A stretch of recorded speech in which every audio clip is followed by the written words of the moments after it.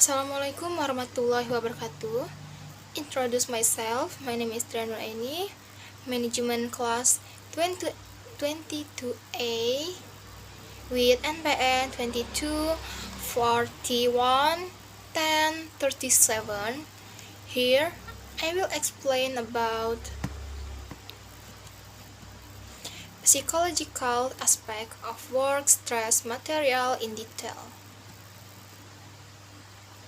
The first definition about psychological aspect of work stress material in detail.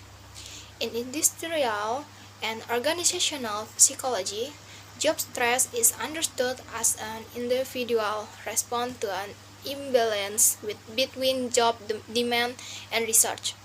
When stress is not managed properly, it can have a negative impact on employees' physical health, mental health, and productivity.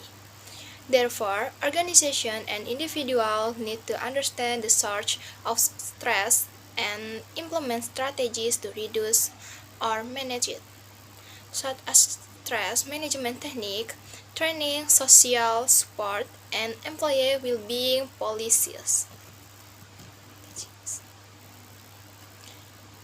The second, source of work stress have 4 points. The first is work overload. When employees feel that they have too much work to do in a limited amount of time, this can cause stress. Work overload can reduce the time available for rest and disrupt work-life balance. 2. Role ambiguity. When employees are unclear about their roles, tasks, or work expectation, they may feel uncertain and anxious.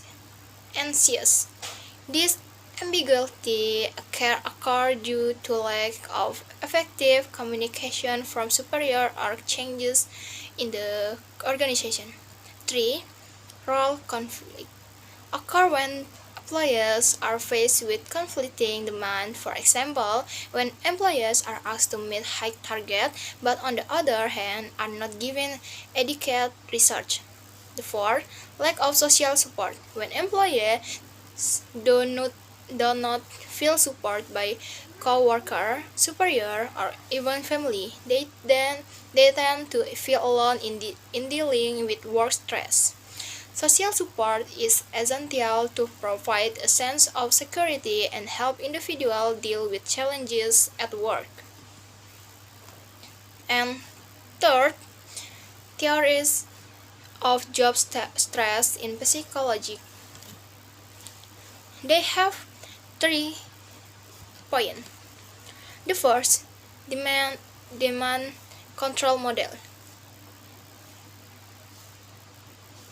According to this model, job stress occurs when work demands are high but control over work is low. Jobs that have high demand and low control are often stressful, while the same demand can be better managed when individuals have greater control over how they work. Point 2. Effort-reward imbalance model.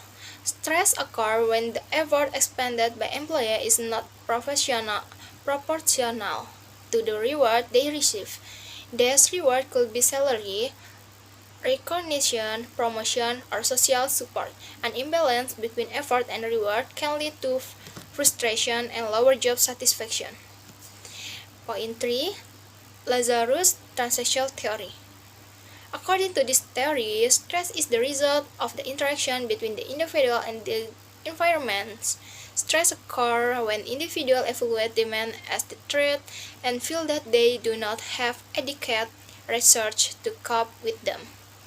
The response to stress is influenced by individual factors, such as personality, coping skill, and social support.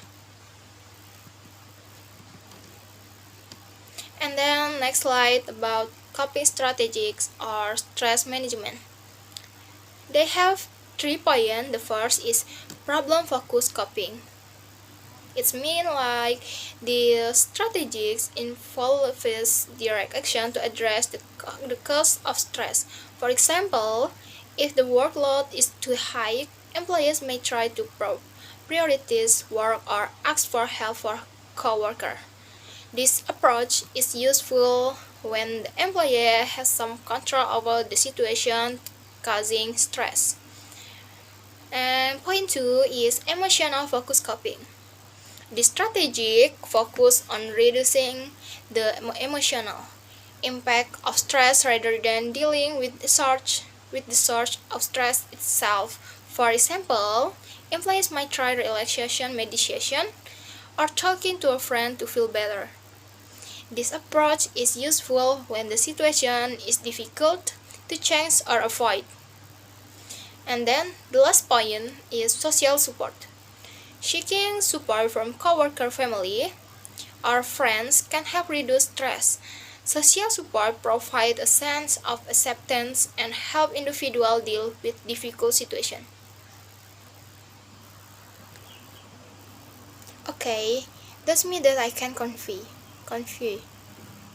And Wassalamualaikum warahmatullahi wabarakatuh.